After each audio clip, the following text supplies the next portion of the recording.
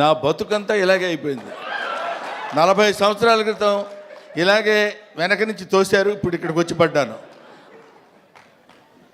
ఇప్పుడు ఏంటి ఒక్కొక్కళ్ళు ఇంతసేపు మాట్లాడుతున్నారో అనుకున్నా. నేను ఎంతసేపు మాట్లాడతానో నాకు తెలియదు. ఎందుకంటే నా వెనకున్నది, నా ముందున్నది, నా పక్కనున్నది, నా చుట్టూ ఉన్నది మా చిరంజీవి గారు. కాబట్టి ముందు గుర్తుపెట్టుకొని చెప్పాల్సిన కొన్ని మర్చిపోయినా పర్వాలేదు, కానీ గుర్తుపెట్టుకొని చెప్పాల్సిన విషయాలు కొన్ని ఉన్నాయి. ఈ సినిమాకి ప్రొడ్యూసర్ మిస్టర్ రాహుల్ యాదవ్. ఈయన వచ్చి నాకు స్టోరీ చెప్పినప్పుడు నేనేమన్నాను, వాళ్ళు ఏమన్నారని అందరూ చెప్పారు.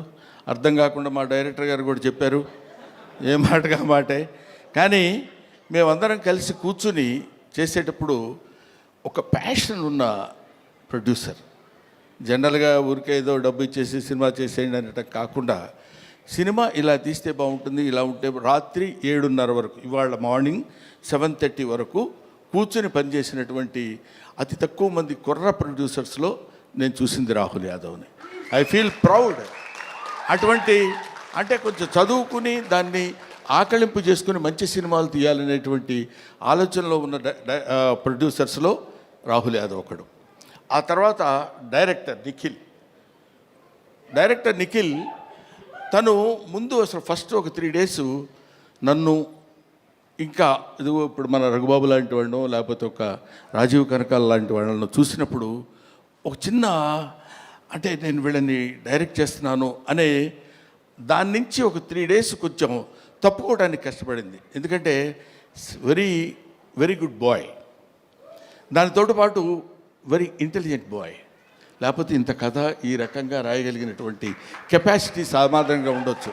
ఇది తాత మనవడు గురించి చెప్పేది.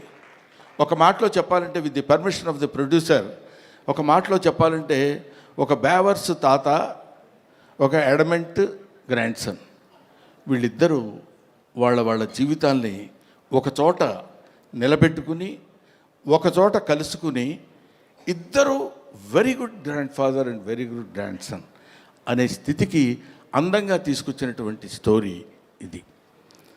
తర్వాత ఇది వ్యాలంటైన్స్ డే రోజున రిలీజ్ చేస్తున్నాం అన్నారు. వ్యాలంటైన్స్ డే అంటే ప్రేమికుల దినోత్సవం. ప్రేమికులు అనగానే మనం వెంటనే టీనేజ్ లవ్,